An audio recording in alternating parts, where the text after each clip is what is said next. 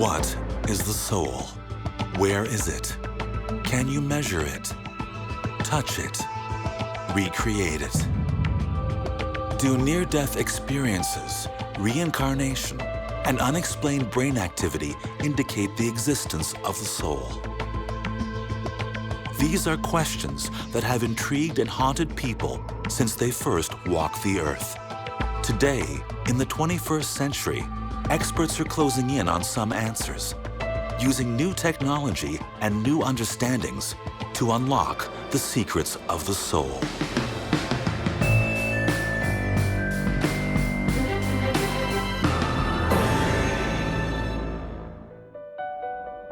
"21 grams, less than 1 ounce, a weight attributed to the soul by a Boston physician in 1907. Dr. Duncan McDougall conducted a ghoulish experiment. He watched 6 people die. Dr. McDougall wanted to know whether the soul existed, so he built a delicate scale to determine whether humans got lighter at the moment of death.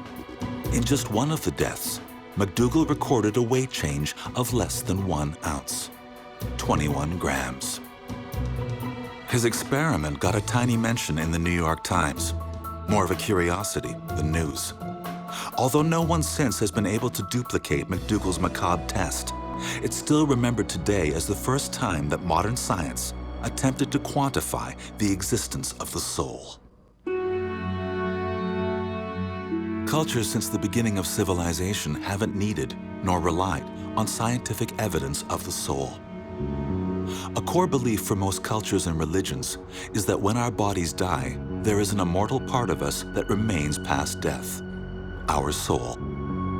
All the world's great major religions talk about us as being souls, as truly being spiritual beings that are incarnated here in our bodies, and that the death of our physical body is not the death of us, it's the death of the body.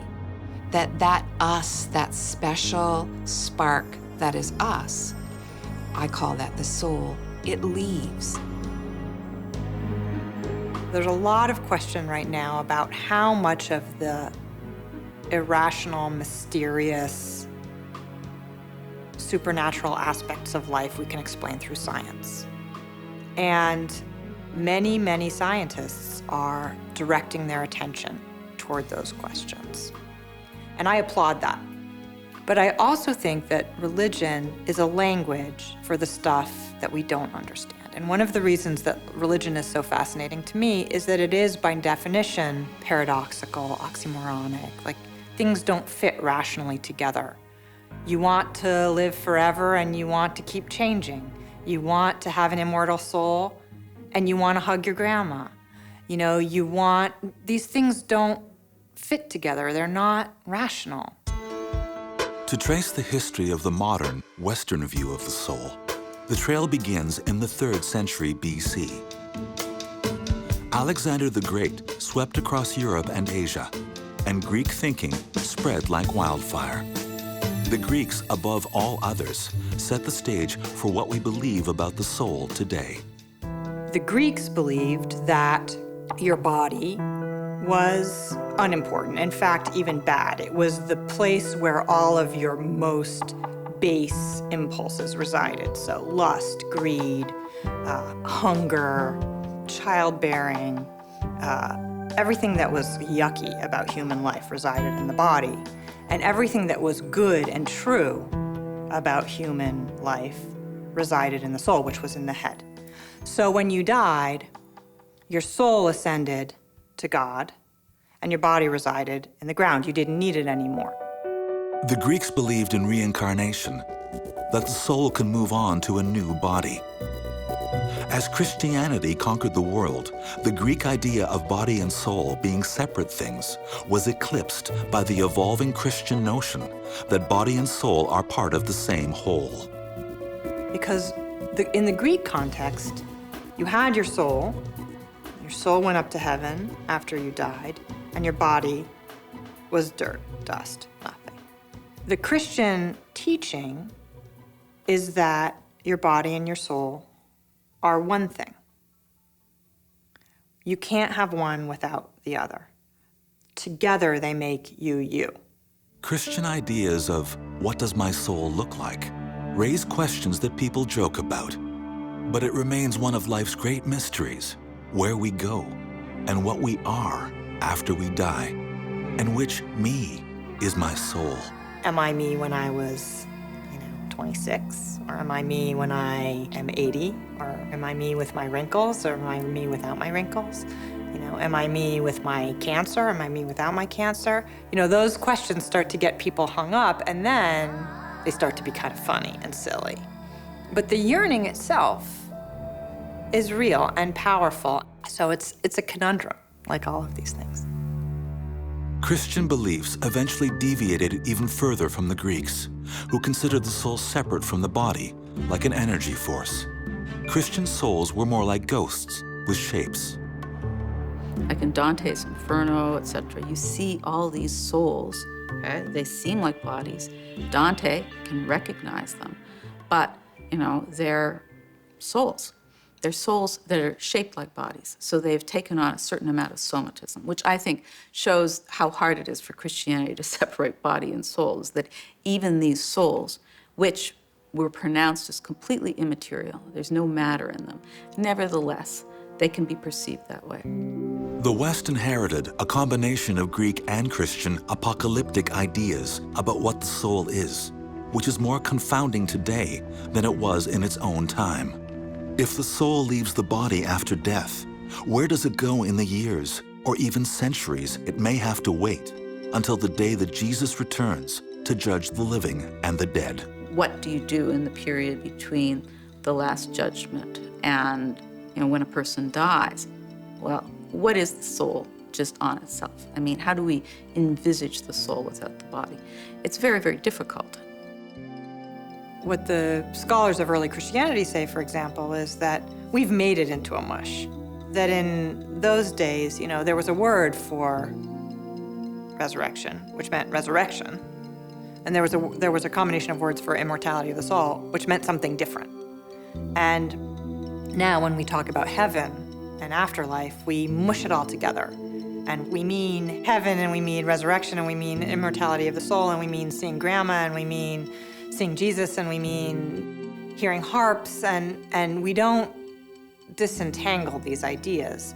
But in the ancient world, they were very distinct ideas. And you were either in the immortality of the soul camp, or you were in the resurrection camp.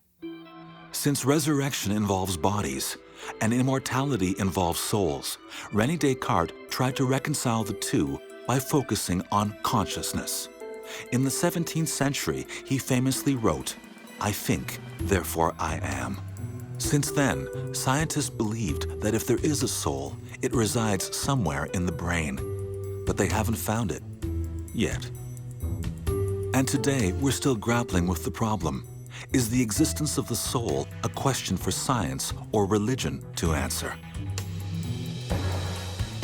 Religion is a way for us to talk about and think about those aspects of human life that are beyond us.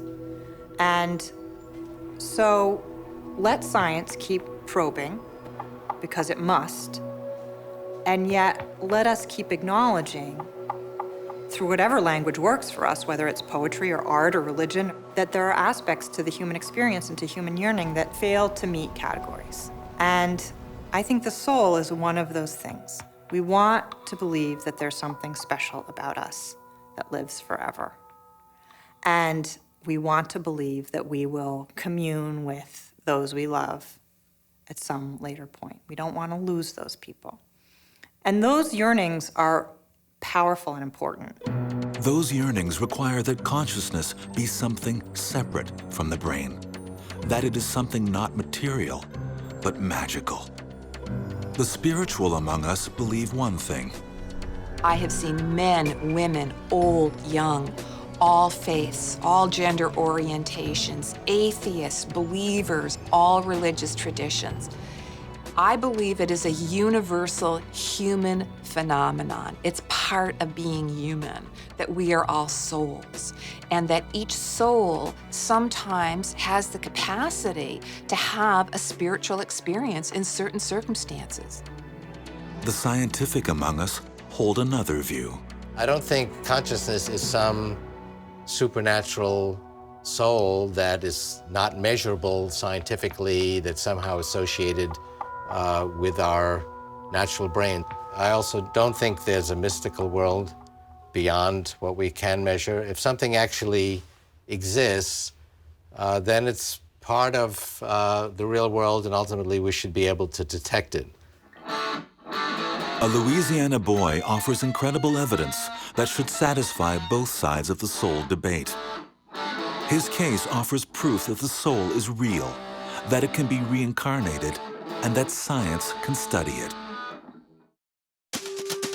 According to a 2007 Pew Research Center poll, 81% of Americans say they believe in an afterlife. 45% believe in ghosts. I personally had an experience where I saw the spirit of my grandfather after he died. And I haven't gone to the place where I believe it was true. And yet it felt true to me. It felt real to me. And I am very sympathetic with those feelings that people have, you know. They see the ghosts or the spirits of people they've lost. They have a traumatic physical experience and they see things. And I actually think that soul is more a matter of faith than proof. Today, scientists are studying people who make a compelling case that they used to be someone else. At the University of Virginia, a group of psychiatrists use science to unlock the secrets of reincarnation. Since the 1960s, the Division of Perceptual Studies has been collecting cases of children who claim past life memories. They now have files on 2,500 children. Well, I think what the research shows is that for people who are open to considering the possibility that there is evidence that consciousness at times can exist separately from a functioning brain. So in the cases of these children's reports, if you look at the best cases, they provide evidence that at times there can be this carryover of memories and emotions that seem carried over from one life and continue on in another. May 2000, Lafayette, Louisiana. A mother awakens to hear the screams of her 2-year-old son. He was laying on his back, and he was kicking his feet up like this and pounding his fists like this, just kicking and screaming at the top of his lungs. Andrea Leininger cannot soothe her baby James. Eventually, he falls back to sleep. She thinks the nightmare is over, but really, it is just beginning. Then the next night he had another one, and it was the exact same thing, the same exact kicking motion. And the more he had it, the more bizarre it became because it was so specific and so repetitive. This marked the start of one of the best documented cases of possible reincarnation in history. Today, James Leininger is 12.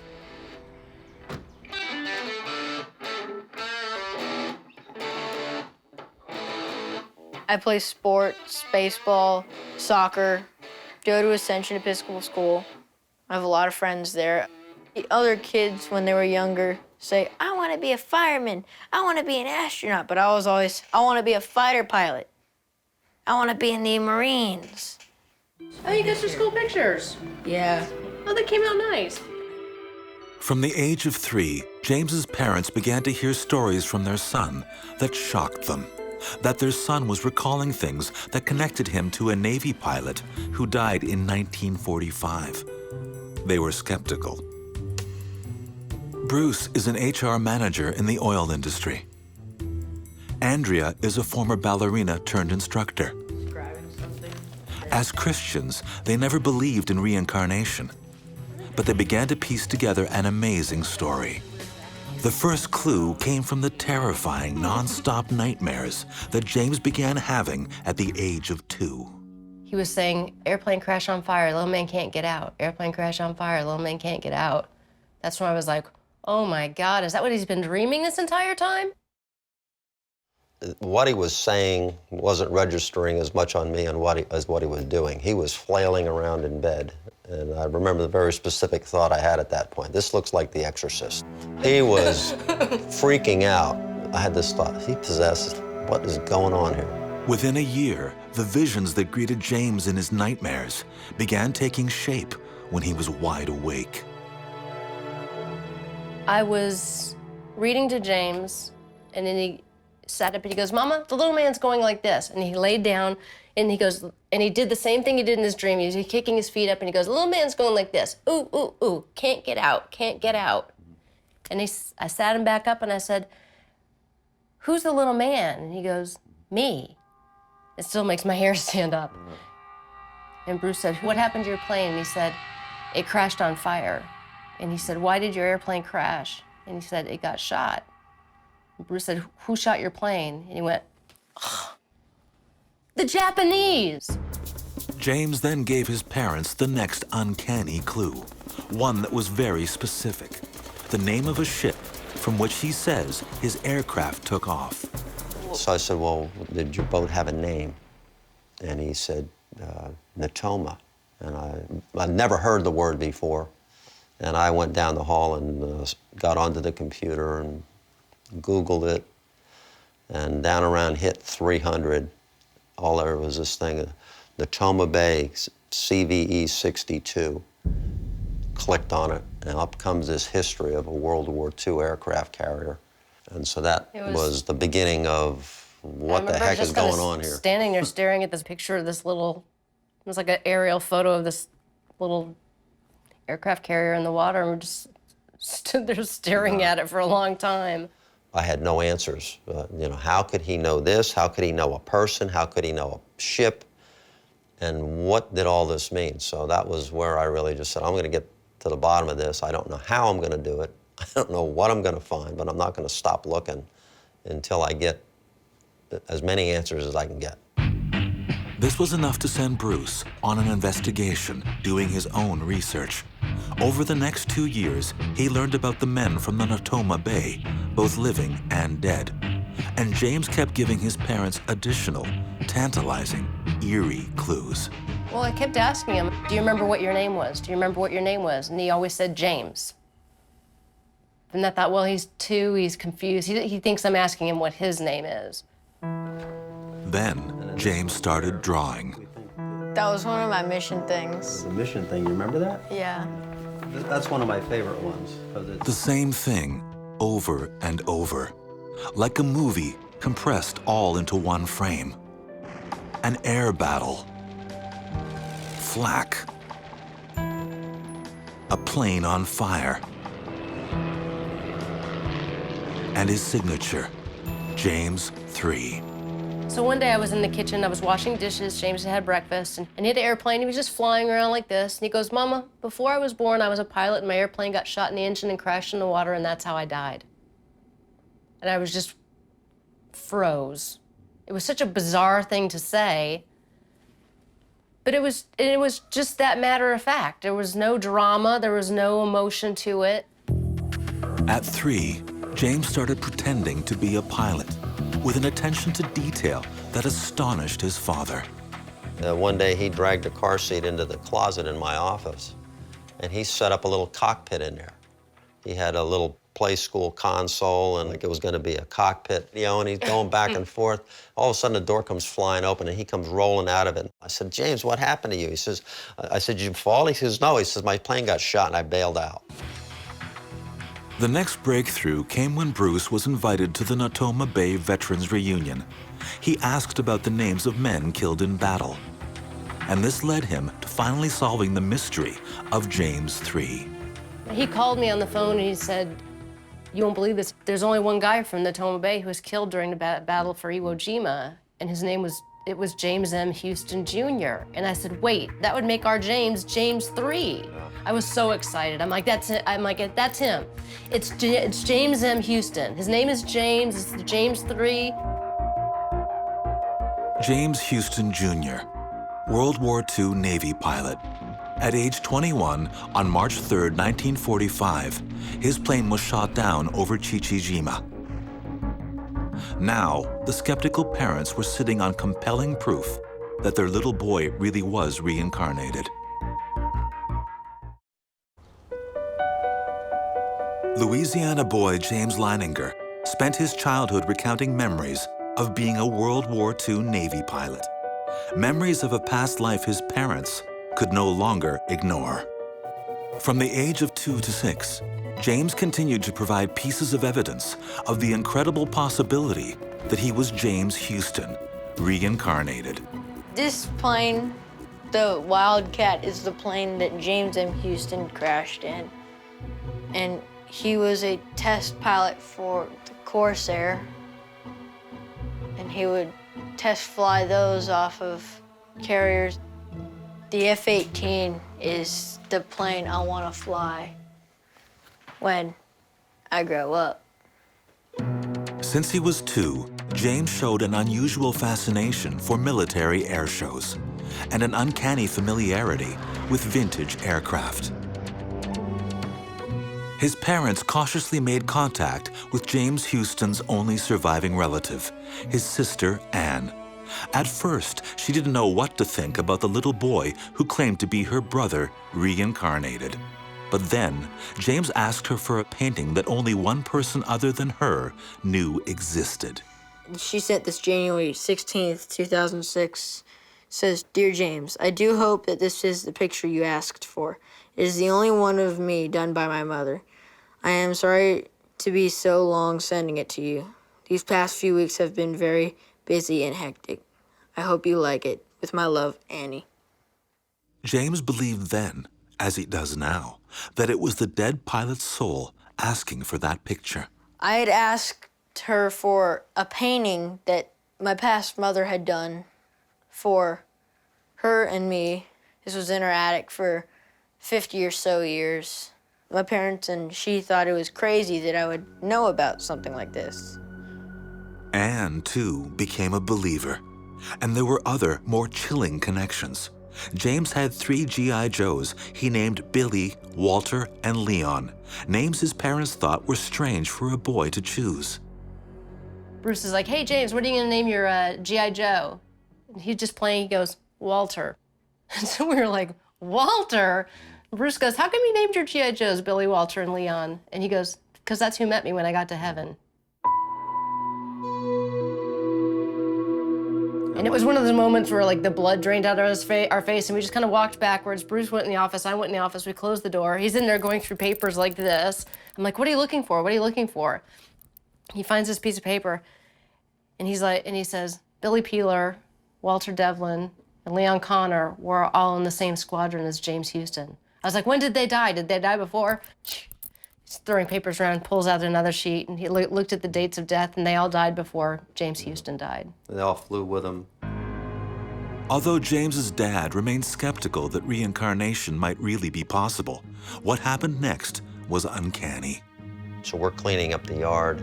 He's playing in the leaves. I said, "I just love you to bits." And he goes, "Well," he said, "I knew you'd be a good daddy when I picked you." And I said, "What?" And he said, "Well, when I found you and Mommy, I knew you would be good parents." My head was shrinking to the size of a raisin, my brain. I said, "What do you mean when you found us?" He said, "Well, I found you and Mommy. I found you and Mommy in Hawaii." James told his father that he saw them in a pink hotel, which is where the Leiningers were staying when they decided to have James. Bruce and Andrea were cautious about asking doctors and psychiatrists for help. They decided to find their own solution to James's ordeal. And their solution was to go to Japan, to the very expansive ocean where the pilot, James Houston Jr., died. "Thou who art the pilot of the souls of men, grant me The boat was right above where the wreckage of the plane was. And Bruce did this beautiful memorial service. And so I thought that was a perfect moment for me to just say, I sat down with him and I said, Jim Houston's been a part of your life for as long as we can remember. And he's always going to be an important part of who you are. But you have a life to live as James Leininger. And it's time for you to say goodbye to Jim Houston. and he just Started the ball. started bawling. And he cried for about 20 minutes. He had It everyone was the on the saddest boat. thing I ever seen, He had everyone on the boat. crying. It's time for us to say goodbye. James Houston. Goodbye, James and Houston. Good job.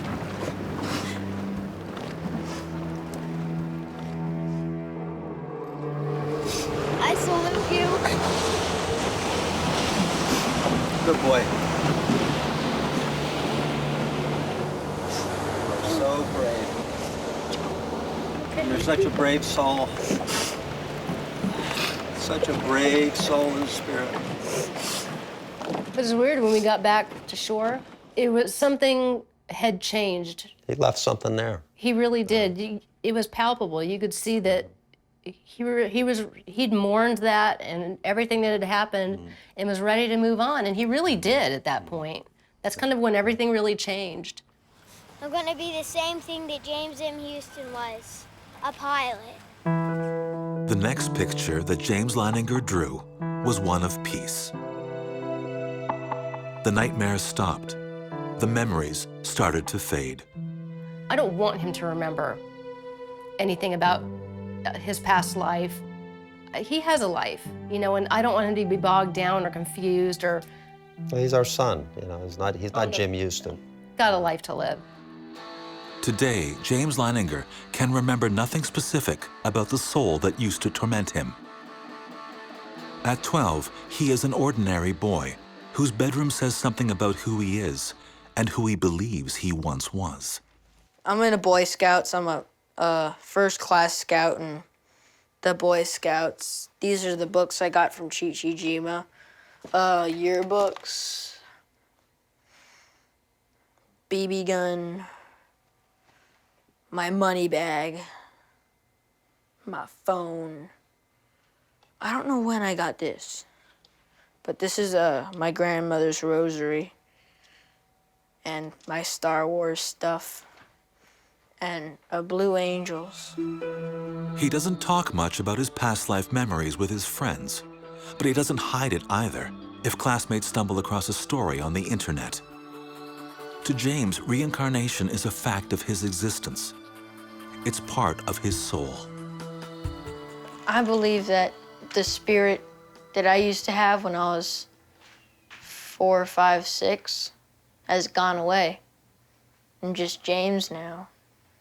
It's not, I still have James Houston in me, I think, but it's not so much the bad history. It's more of the peaceful history of his life. Instead of the crashing of the plane, his death. I don't really think about my story so much. I just don't really talk about it. People ask me a question about it, I'll answer it. You know, I was skeptical the whole way. I still have a hard time really saying, this happened, you know. But it did. So the issue is, you know, how does it happen? I don't know. Why it happens, we can sit here and guess about it, but the fact is that it does happen. And so people should listen closer, should not just give it up because it's a 2-year-old saying something that might sound meaningless to you. From the point of view of the people that we've spoken to that are attempting to do something scientific with it, I can understand rational thinking. I'm a pretty rational guy. This is not something rational. And I had a struggle with that spiritually, but I came to the conclusion that I now have a 3-dimensional belief system instead of 2-dimensional. At the University of Virginia's Division of Perceptual Studies, Dr. Jim Tucker has examined James Leininger. Tucker has developed what he calls a strength of case scale for reincarnation, and he gives James a near-perfect score. Average age when they first start speaking is 38 months, so usually 2 or 3 years old when it comes out. And some of them will talk about these things anytime, day or night. Sometimes the cases can start with nightmares, the way they did in James Leininger's case. Some are intrigued, many are perplexed, some are upset. Some of the Christian parents in the United States are kind of thrown by it. But regardless of their reaction, the children will talk about this for some time, and then usually by the time they get to be 5 or 6, they seem to forget about it and then just go on with their current life. After 4 decades and 2,500 cases, the researchers at the University of Virginia have come to a startling conclusion. Reincarnation is real.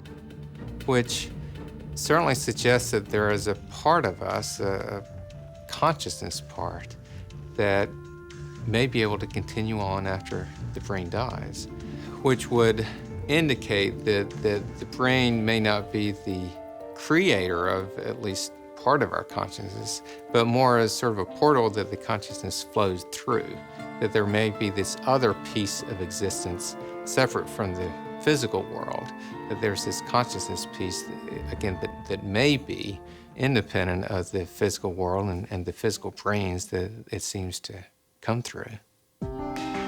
Dr. Paul DeBell is a psychiatrist who specializes in what's called past life regression.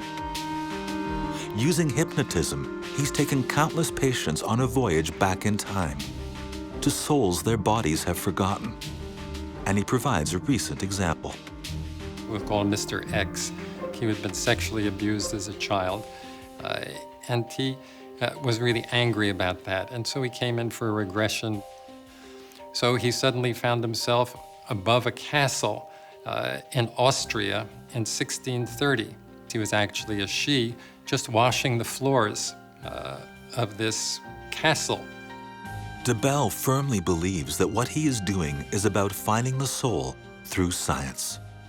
I think that spirituality today is in the same point that psychology was 100 years ago, when nobody thought that the mind could be understood. Nobody thought dreams could be understood. Nobody thought mental illness could be understood because it was too complex. But if we use those same tools, which is methodical, systematic investigation with hypotheses and experimental proofs, that then we'll begin to gradually make progress. Meanwhile, skeptics of reincarnation would say that James Leininger's case is circumstantial at best. In America, belief in reincarnation is growing. Part of this is driven by celebrities who, say they believe in reincarnation. Julia Roberts recently told Elle magazine that she thought of herself as very Hindu, and she talked about her daughter and how her daughter clearly embodied somebody else. My personal opinion is that Americans like reincarnation because, comparatively speaking, life here is good. And it's one thing to want heaven, which is an eternal destination somewhere else, when life is bad on earth and you want to get out. Skeptics aside, to the Leiningers, the existence of the soul does not require the validation of scientists or psychiatrists. James's experience is proof to them of the afterlife. But the question remains, if the soul exists in every human, can it be found and measured by science? One neuroscientist is blazing new trails into how the brain works. He's looking for evidence of consciousness in people who show no signs of consciousness at all. The ancient Egyptians were obsessed with the afterlife, and they maintained that belief across thousands of years. They believed that our souls and bodies were so entangled that they needed one another even in the afterlife. So they perfected mummification. They even stored the mummy's internal organs to keep them safe. They believed the soul was located in the heart. As for the brain, they declared it had no function, so they removed it through the nose and threw it away. The ancient Greek philosopher Epicurus believed that the soul was made up of atoms dispersed into the cosmos after death. In the 17th century, philosopher René Descartes made a revolutionary declaration when he equated the soul with consciousness. I think, therefore I am. If the Egyptians believed that the soul was in the heart, Descartes was certain that it resided somewhere in the brain. The field of neuroscience was born. scientists started to poke around, looking inside the human brain, searching for the soul. But they never found it. No one is even sure where to look within the brain's 100 billion neurons. Some scientists even say it's an impossible mystery to solve, given the brain's complexity. But others are determined to prove that the brain is the key to unlocking the secrets of the soul. In medical school, we were given a brain to dissect as part of our neuroanatomy class. And they brought out this preserved brain in formaldehyde. It was my opportunity to do a brain dissection. And you have a manual, so I put the manual next to me and they give you a little probe and they tell you, okay, first thing to do is start to probe away from the cortex and gently remove this layer of cells. And I thought to myself, did I just, peel away what would have been this patient's recollection of a summer during a childhood picnic or a relationship with a particularly significant person in their lives? What did I just remove from this piece of brain that was once something? Well, I think soul and mind are interchangeable, and I think, as a neuroscientist, mind and brain are interchangeable. For 20 years, Dr. Adrian Owen has been studying which parts of the brain are active for different specific activities.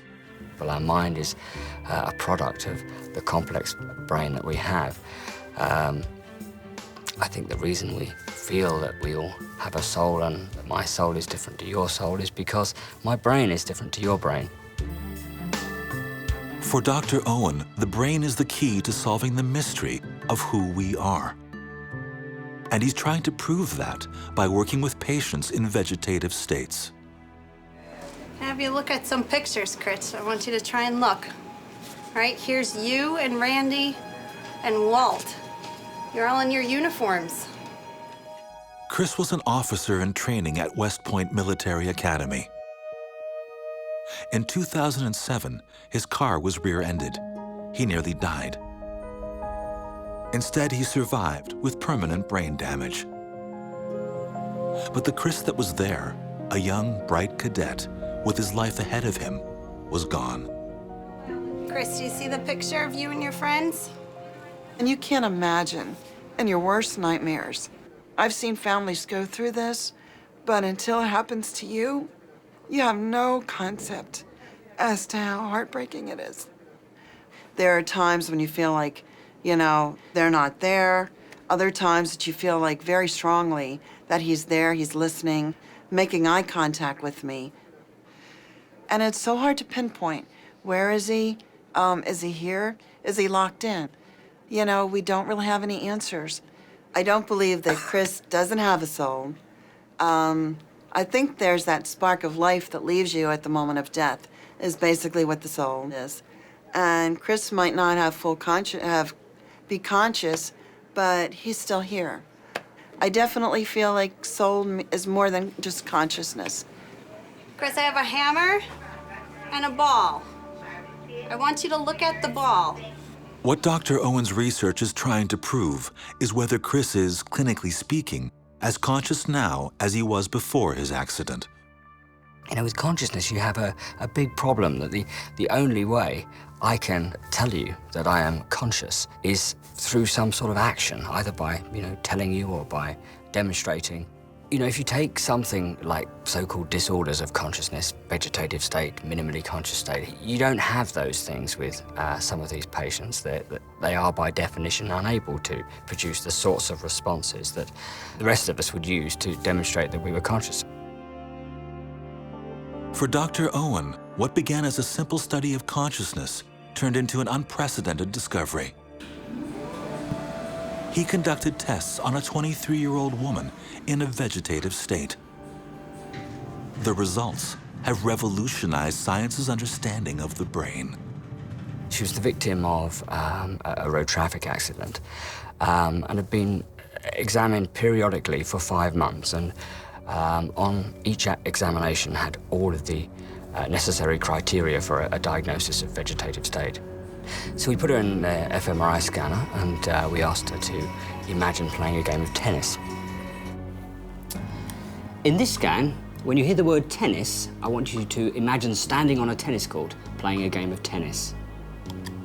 We picked this task because it's something that we've tried many times in healthy volunteers, and we know this produces quite a specific activation in an area in the middle and the front of the brain called the supplementary motor area.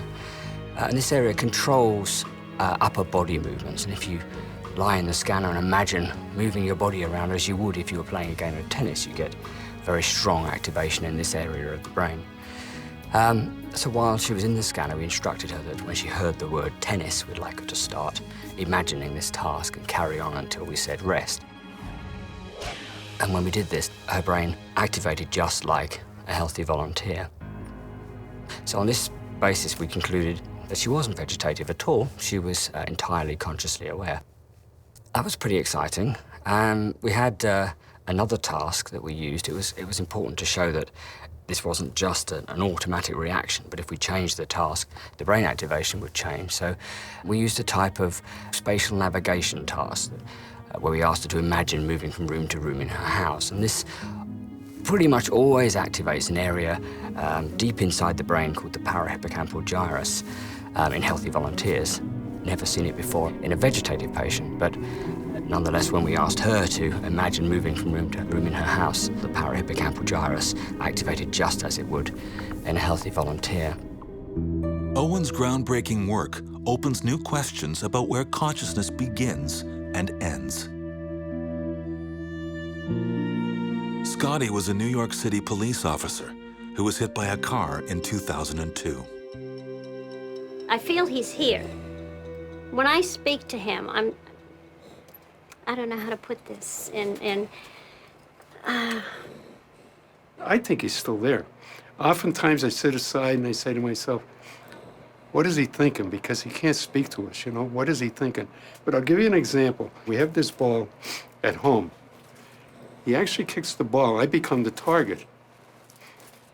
He will hit me with it, and he'll laugh. He'll laugh at me. And I feel that it's me that he's targeting. Yeah, he's and, there, you know. and he's the same Scotty. He just can't get out. Is your name Scotty? Yes or no? Look at the card that has your answer. Owen has proven that despite no signs of outward awareness, for some, an inner spark remains. And within that undiscovered brain may be where we find the soul. For the indigenous peoples of the Americas, humans are the minority in a world inhabited primarily by spirits. A common thread through these beliefs, from the Cherokee to the Haida, is that transformation takes place when a child is about to harmonize his soul with the spirit world around him. At this critical moment, spirit guides lead an adolescent into adulthood, and the human soul is unleashed.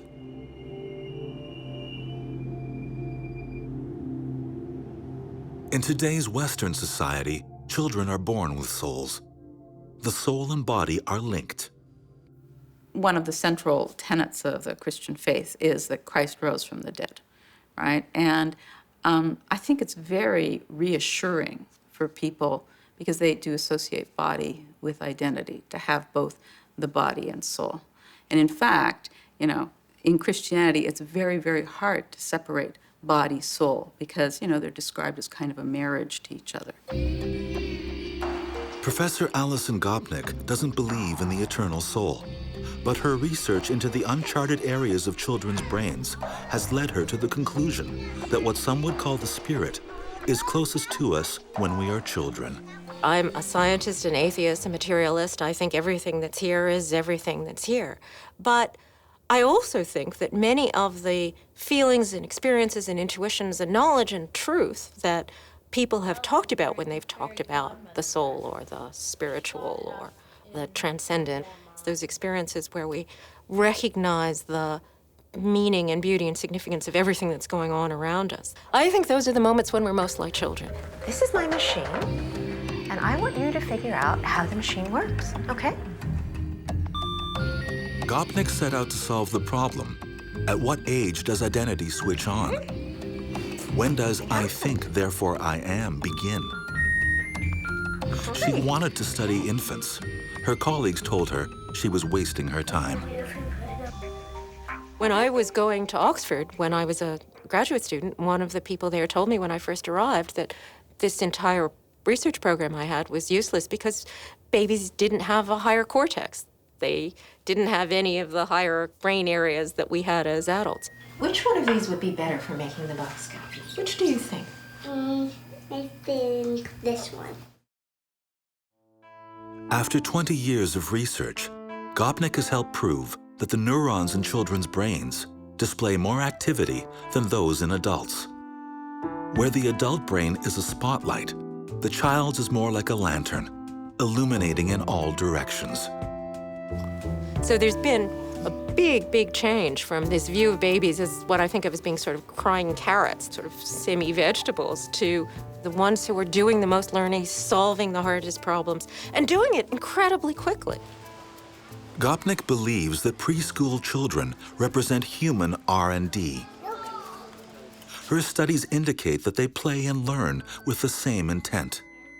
She believes that we learn to survive in the world as grown-ups, and we play to try and imagine ways to change it. It's as if, instead of just looking at one little part of the world, they're conscious of the entire manifold of everything that's going on around them at once. I think a good way of appreciating this as an adult is think about what happens when, for instance, you go and travel to a strange place. Everything around you is something that's captivating and engaging and different and new. And you get this very vivid, very wide-ranging awareness of everything that's going on around you at once. I think that's what it's like to actually be a baby. Gopnik's studies have shown that adult brains only light up when we are trying to learn something new, and even then, only in certain areas. In fact, I think one of the interesting things about us as adults is that we're unconscious, as it were, so much of the time.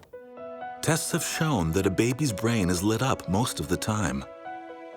One way I've put this is to say, you know, for children, every day is first love in Paris. Every step is skydiving. Every peekaboo game is Einstein discovering the theory. I think babies and young children are genuinely perceiving that aspect of the way the world and the universe works. That means that they're the kind of exemplars of what it means to have a soul.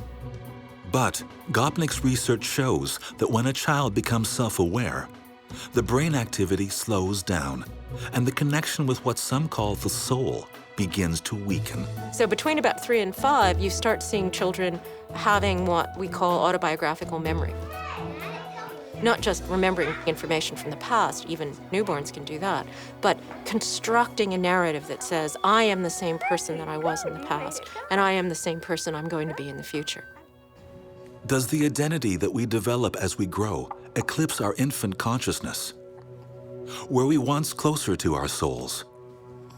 Surprisingly, anesthesia may hold the answer to those questions.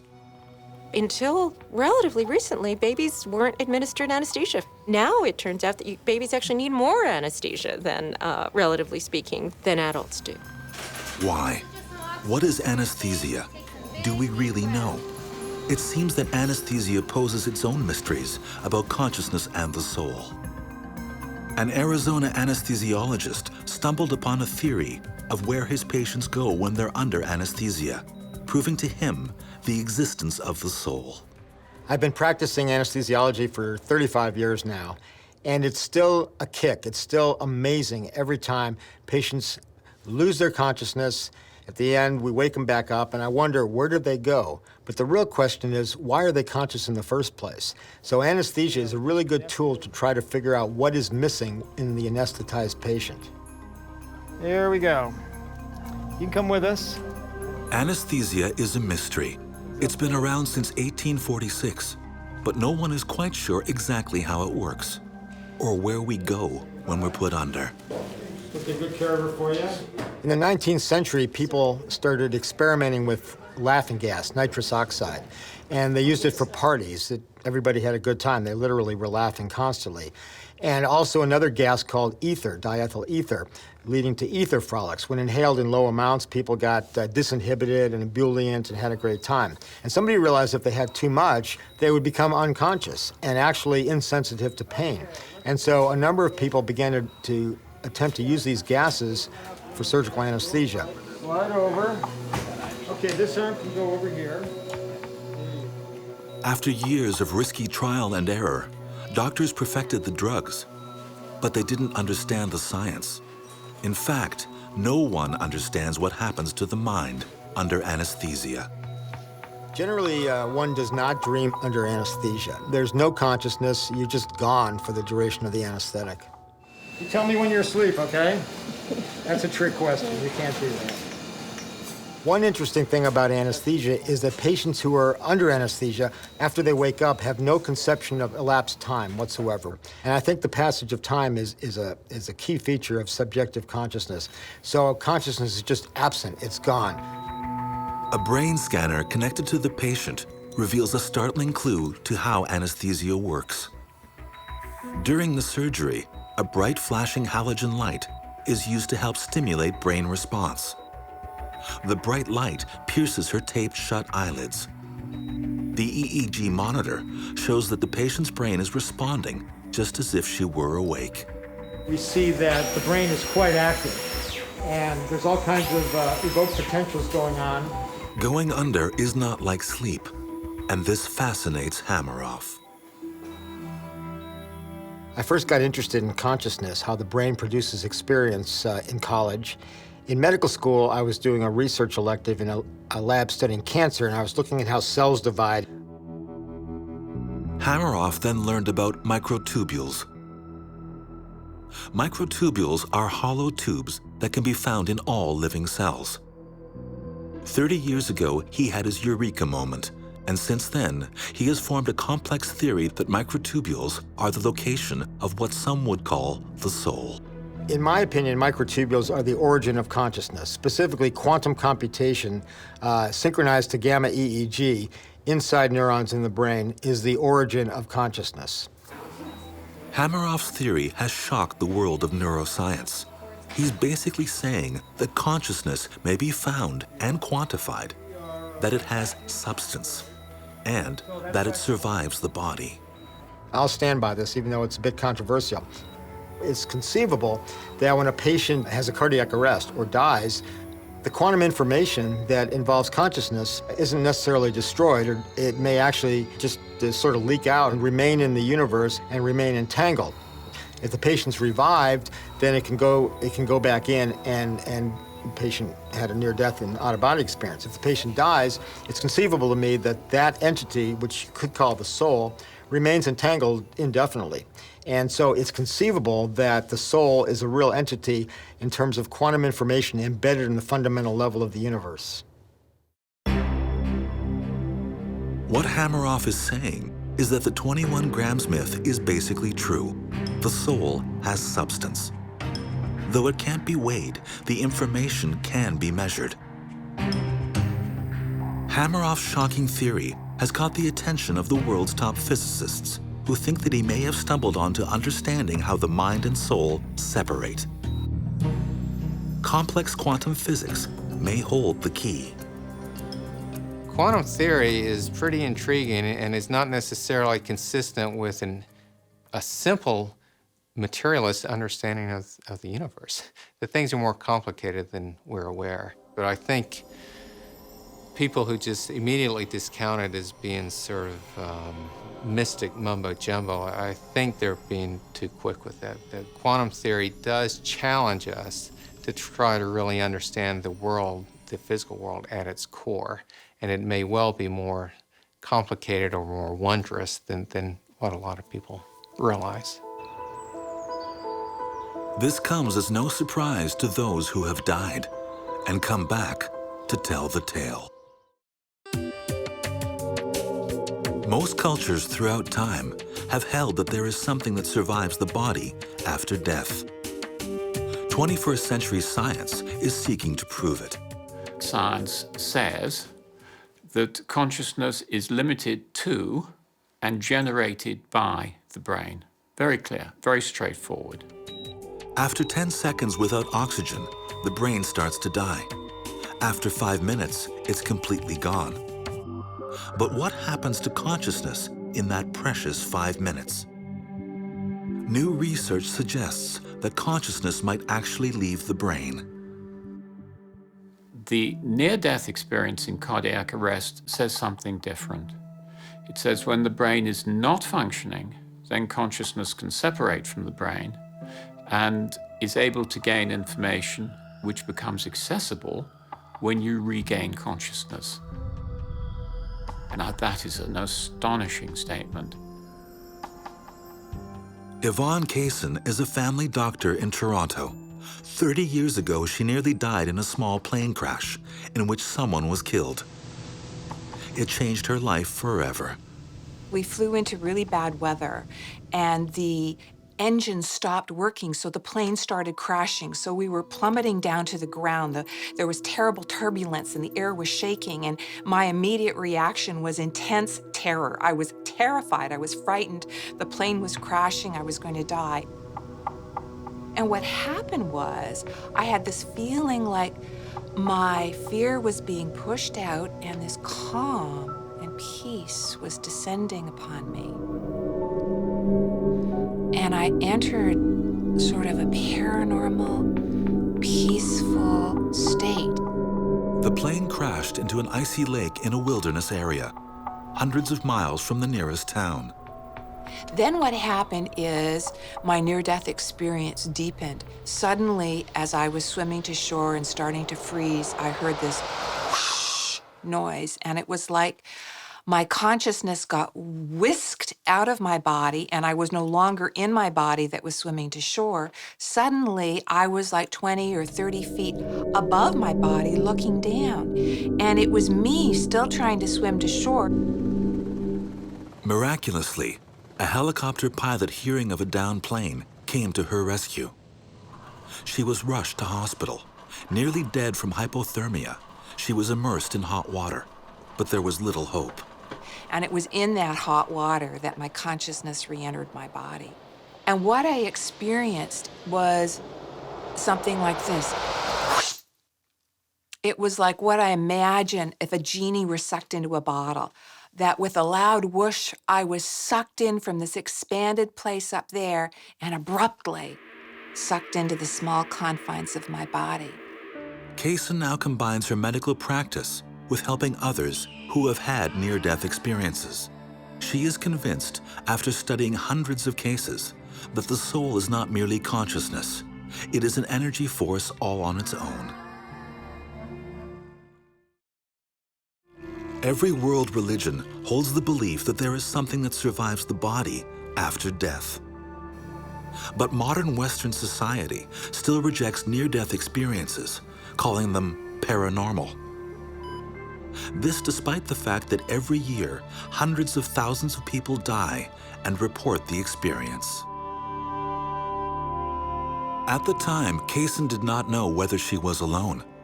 Had anyone else had an experience like this? And what is it called? What is this that happened to me?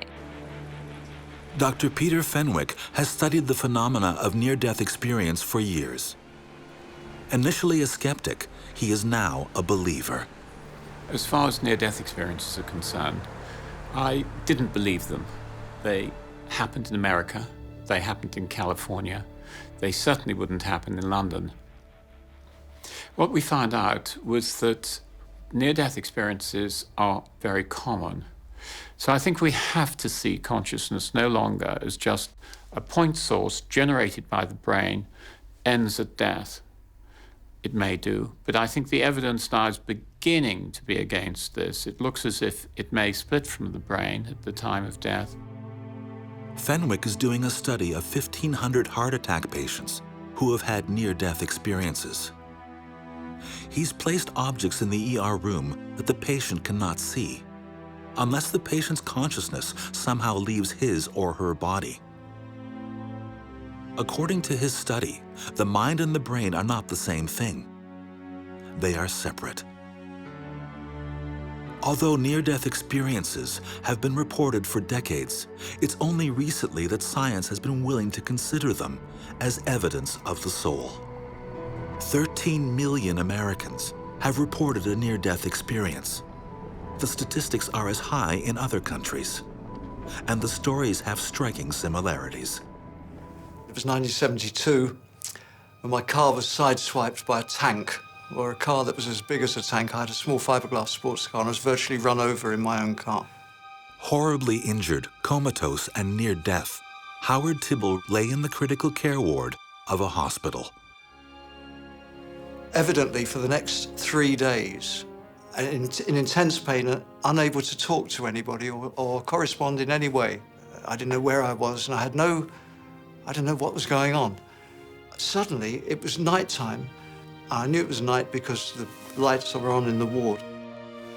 And I felt no fear or pain or worry.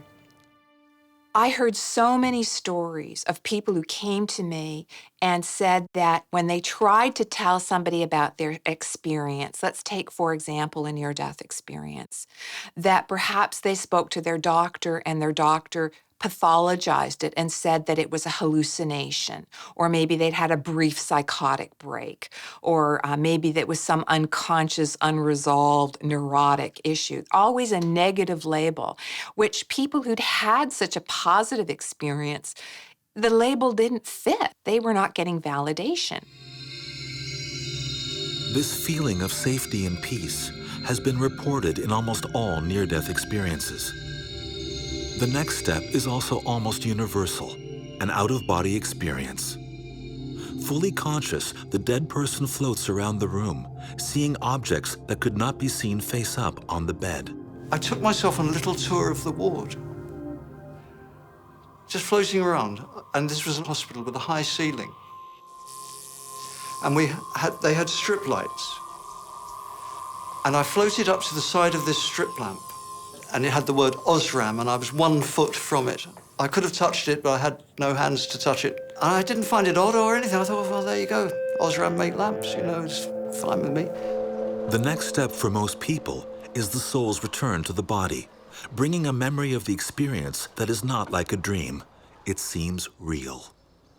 We use the word soul as if it were a sort of thing that flies away to heaven, and it could be consciousness, it could be a mind, it could be a number of things. I actually believe it's the way out from here to start the journey to wherever we go. But I don't think we have to be religious to make that journey. I've not been that good in my life, you know. Rock and roll. Clinical studies on near-death experiences indicate that something untangles itself from a dying body. But research has a long way to go before proving that a spirit-like something truly exists. Whether or not we'll be able to validate the idea that there is a soul is always going to be an open question, because of course we never know.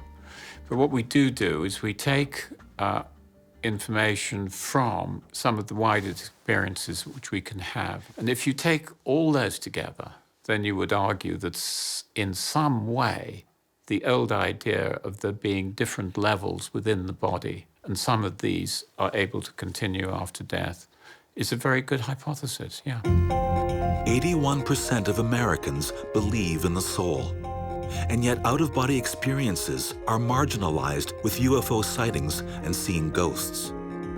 Fenwick's research aims to change that. He even believes science will soon be able to prove the existence of telepathy, linked souls speaking across space and time. Do I think the consciousness can exist outside the brain? Well, there's lots of evidence to show that. They're all the telepathy experiments. In my field, there is what happens as you approach death. And there is something called deathbed coincidences. The dying person seems to make a visit to other people, but it's other people with whom they're closely emotionally attached. It's usually a strong emotional feeling that something has happened to somebody. And the evidence for this is getting very good. And I suspect in the course of the next few years will become much more into the mainstream. While some scientists grapple with the survival of consciousness after the death of the body, others are trying to touch the soul with the help of a shaman.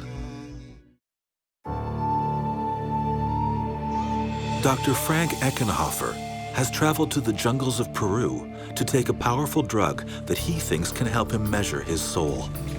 And he's going to use 21st century EEG technology to help him do it. My topic is awakening of the mind. And it's really very dangerous to say that in a scientific forum, because that doesn't seem like a legitimate scientific topic. It's a religious topic. This field of consciousness, the reason it's somewhat conservative, it's touching this dangerous third rail of science where you're getting very close to what's called religion. So I think there's a resistance or a not being sure how to bring scientific methods into this edge where science studies consciousness, but not just consciousness, but something that really is religion. It's religious experience. In recent years, Dr. Eckenhofer has been intrigued by a powerful plant-based substance that massively alters consciousness. The substance is called ayahuasca. Don Guillermo is the local shaman who has mastered the art of preparing and experiencing ayahuasca. Tenemos aquí la famosa planta ayahuasca. Ayahuasca es una planta visionaria, ¿no?, que los curanderos utilizamos para descubrir los secretos ocultos, ya sea dentro de la mente. Ayahuasca comes from an Indian word that means vine of the soul. It's seen by many as a direct route to the divine. Illegal in many Western countries, ayahuasca's potency depends on the skills of the shaman who cultivates, harvests, and prepares it. Como dicen, plantas sensibles, plantas inteligentes, pero dentro sí tiene su alma que nos escucha, nuestra voz, ¿no? Y muchas veces en sueño o intuitivamente o en visiones nos puede comunicar. Ayahuasca is taken in the form of a potion. Sections of ayahuasca vine are crushed and boiled with chacruna leaves in 30 liters of water, then boiled down. Ayahuasca is the liter of liquid that remains. Over the centuries, those who have taken ayahuasca have reported out-of-body experiences and encounters with beings that can only be described as souls. Dr. Eckenhofer is focusing his studies of ayahuasca on the elevated levels of certain and usually dormant brain activities that take place under the drug's influence. He has studied the brain patterns of Buddhist monks, and he thinks they hold the key. Buddhist monks achieve altered states of consciousness through meditation. The Buddhists believe they reach a heightened state of awareness that brings them closer to what's been called the universal soul. Dr. Eckenhofer will be hooked up to the EEG to find out, after he ingests the drug, whether there are measurable changes in the neuron activity in his brain. The EEG is very sensitive to these subtle shifts in consciousness. There's major pattern changes that occur in the EEGs. And I've made measurements, and I found that there's certain very interesting frequencies. And so these frequencies are indicators of this state change.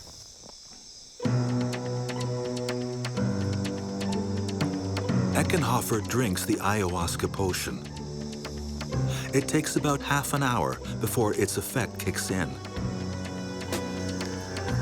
When it does, he won't be able to communicate what he is feeling. Only the EEG can capture the data. In the very beginning, you'll have a kind of subtle change in how your body feels, and then slowly the psychedelic experiences will start. You might see floating patterns, and then it merges into imagery that seems to have more complex forms. Could be images of people or faces. And then it becomes like a waking dream. Then there's another quality of experience. It's called a journey. So the journey is where I think what's happening is an out-of-body experience is occurring. By that time, it's feeling like you are somewhere else. Sometimes when you go to another world, you'll meet an entity of some kind. It's possible you could be taught things by entities. Just like in Christianity, we have stories of how people have been taught things by angelic entities that have come.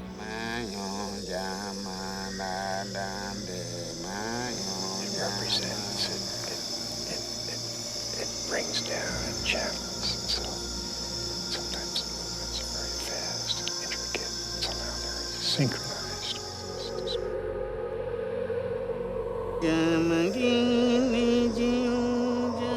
As he slips into an altered state, Eckenhofer starts moving his hands as if he is conducting an unseen orchestra. His researchers hope the EEG records this spike in activity, supporting Eckenhofer's theory that ayahuasca can point the way to touching the soul.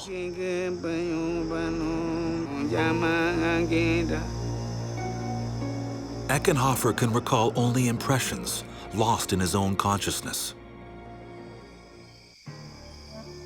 The next morning, he is firmly back in scientific mode, examining the story that the EEG data is telling.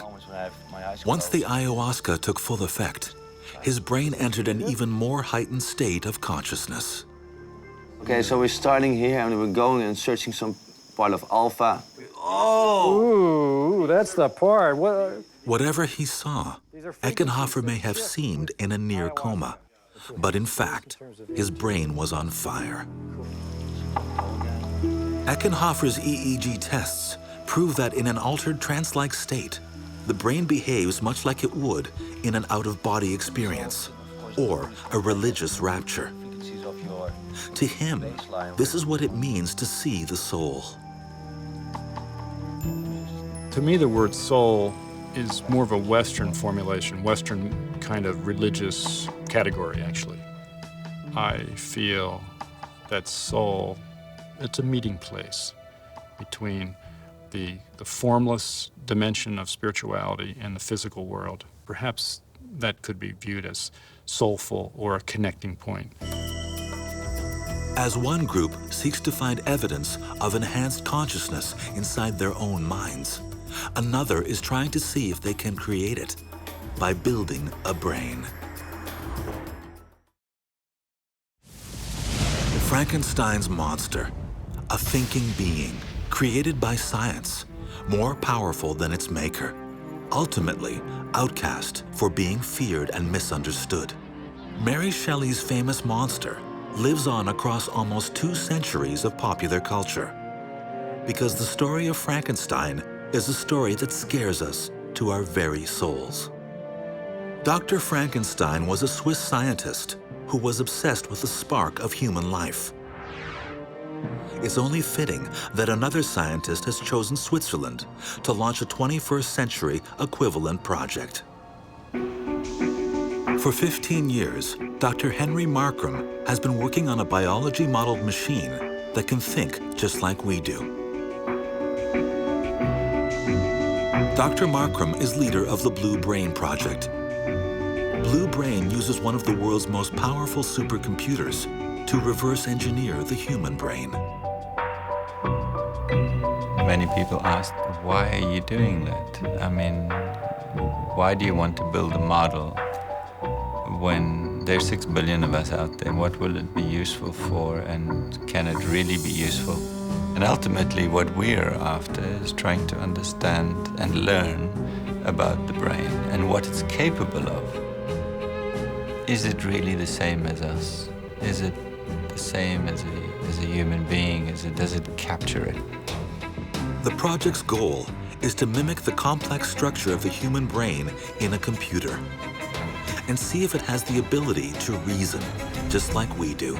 I think that what Blue Brain is fundamentally different from most models is that we're not trying to just build a model in the simplest way possible. We're trying to build a model in the most biological way possible.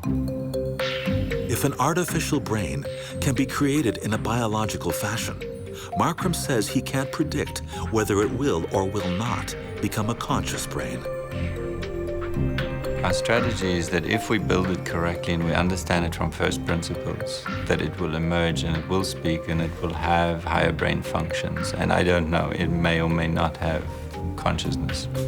Like Dr. Frankenstein, the Blue Brain team is using living material to create their creature. Not human parts, but rats. Human neurons are strikingly similar to those of rats. First, a rat is decapitated. A thin slice of its still active brain is submerged in artificial brain fluid, allowing the brain tissue to keep functioning for several hours. The tissue is placed under a microscope. A single neuron is extracted. Then, the basic shapes and reactions of the rat's still living neurons are mapped. These graphs are real images from Blue Brain, showing the activity of the rat's neurons that the computer has recreated for its own mind. Any mechanism we can find in the human brain, we could replicate in a machine. Is it conscious? Some people will say no, it's just a machine, it's just software. A program can't be conscious. Other people, like myself, would say, well, we're just a program. We have 100 billion neurons, and we can actually understand precisely what's going on in each one. The neurons taken from living rat brains form the template of Dr. Markram's artificial consciousness. His computer maps then imitates the neuron's actions. Basically, Markram is building a brain, one computer-generated neuron at a time. The secret is to look for the rules. And then you don't need to have studied every single neuron in the brain. You build a model of 100 of them, not a billion. And once you build 100, you can analyze them, and you can analyze their statistics, and you analyze their rules. And those rules now you can use to recreate all the diversity, billions. So we can actually today create well over a couple of 100 different types of neurons, and we can build as many of them as we want. It's not limited. Others are not so certain that the Blue Brain and other artificial intelligence projects of the future can ever succeed. Consciousness, some believe, is too complex. AI is very interesting. You can't make a horse out of feathers. It would be very tough to make a computer out of cloth. And you can't make a conscious mind out of silicone chips. Constructing a human brain will require a computer 1,000 times more powerful than any currently in existence. It would take at least 3 football fields to house such a computer. But Markram says the goal is within reach, to create a conscious artificial intelligence. The data is there. The technology is there to explore it. The computing power has reached critical mass. We have petaflop supercomputers now, 10 to the 15 calculations per second. It's the first time in history that these things are coming together, which is required for simulation-based research.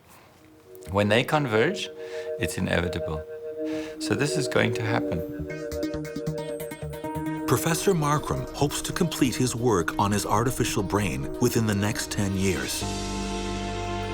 What properties will that brain ultimately possess? Will it consider itself equal to us? Will it have emotions, or a personality, or a soul? When it comes to thinking about artificial intelligence, of course we all have to think about that moment when we develop artificial intelligence that's just a little bit smarter than we are. So maybe as a consequence, once you've got the one that's 1 step better than we are at doing all these things, it's capable of producing an AI that's 2 steps better than we are. And it's then going to be capable of producing an AI that's 4 steps better than we are. And so on and off you go, and you're on to the kind of the runaway loop that some people have called the technological singularity. The singularity is the moment predicted by futurists when machines become conscious and more capable than humanity. A dangerous time when they could, conceivably, overpower us, even exterminate us. So, I mean, I think that point of the singularity is still a number of decades away, but as it approaches, I think it's going to be something we have to really slow down and think about very carefully. If Professor Markram succeeds, will Blue Brain turn out to be the singularity? Will it make human existence better, or much, much worse? If it is evil, will it allow Markram to turn it off? Will it be a soulless Frankenstein that puts its makers to death.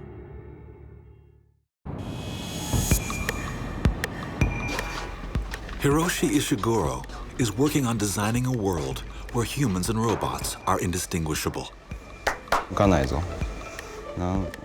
And almost by accident, he's challenging the notion of where people and their souls begin and end.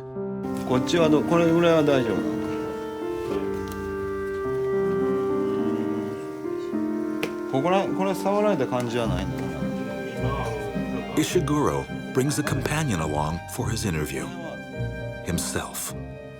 This is my android, and this is the Geminoid. Ishiguro uses silicone, steel, and mold impressions of his own body to create a life-sized version of himself, one that could take his place in the classroom. Professor Ishiguro teaches at Osaka University. He wants to see how his students will behave when forced to interact with his android instead of himself. Ishiguro can foresee a day when his androids will not only enable people to be in two places at the same time, but to join the workforce to perform unpleasant but necessary jobs. Ishiguro has thought a lot about whether his robots could be advanced enough to be given consciousness. But the Japanese have a unique view that does not equate consciousness with a soul. Everything has souls, the rocks and, the chairs and desks and, everything has a soul. I think that is a fundamental difference between Japan and other countries. The human is not so special for Japanese. Human is a part of nature, that's all.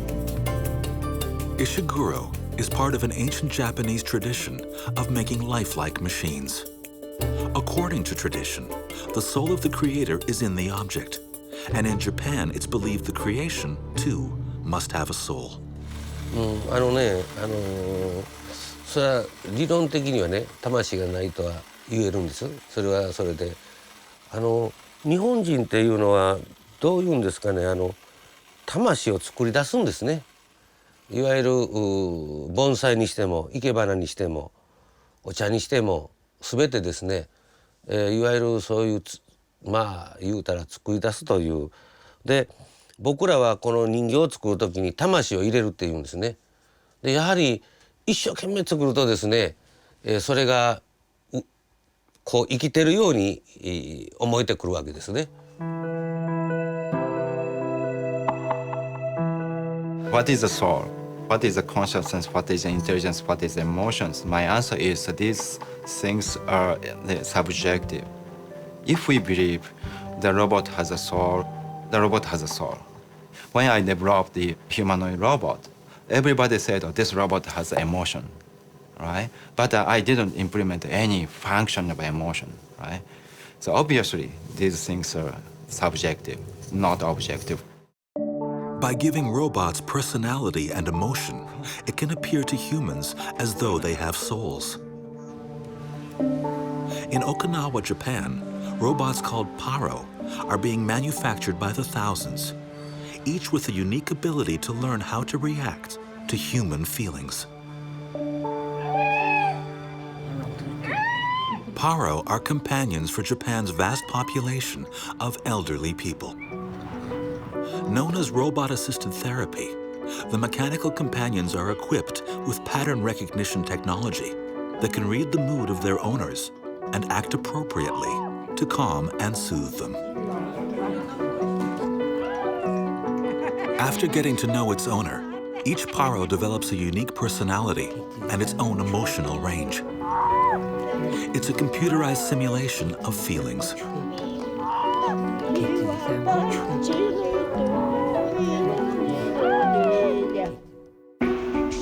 Professor Ishiguro's ultimate goal is to exceed Paro's emotions, to build an android that looks, moves, and talks like a real human.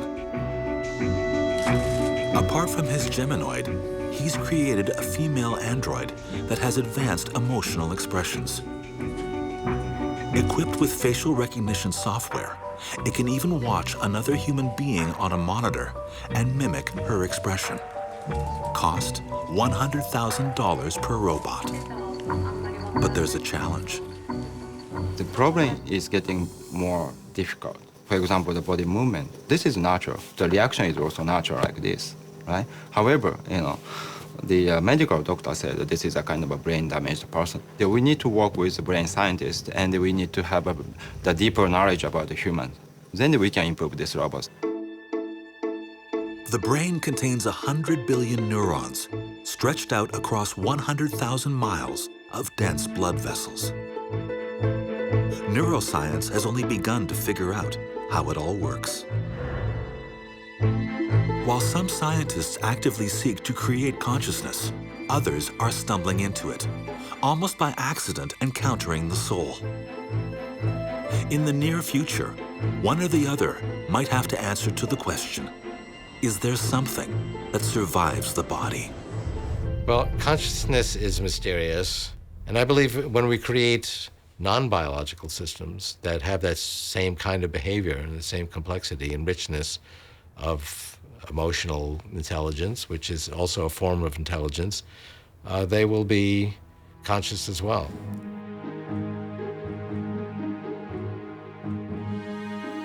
If you ask somebody, do you believe you have an immortal soul, or do you believe you have a soul?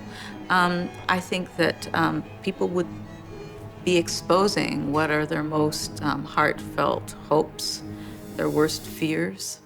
So I think it's much easier for us to focus on what we can apprehend, our intelligence, how smart are we, IQs.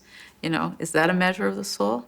It certainly is a measure of the reasoning faculty, the intellect. So it doesn't have anything to do with the imagination. So it's a very limited view of what the soul is, and also a very temporal view.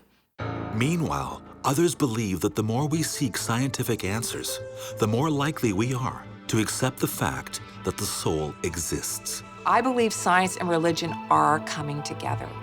And I think it's just simply going to take more time. And maybe in another 100 years, most people on the planet will know that the soul is real. What does seem certain is that artificial intelligence will be able to think like us and robots to look like us within a generation. If the two combine, humans will live side by side with a new synthetic intelligent species. Whether they have souls is a matter of heated debate. Either way, the 21st century may well be the age when the existence of the soul is proven beyond all dispute. Whatever the answer, the secrets of the soul are now within science's grasp.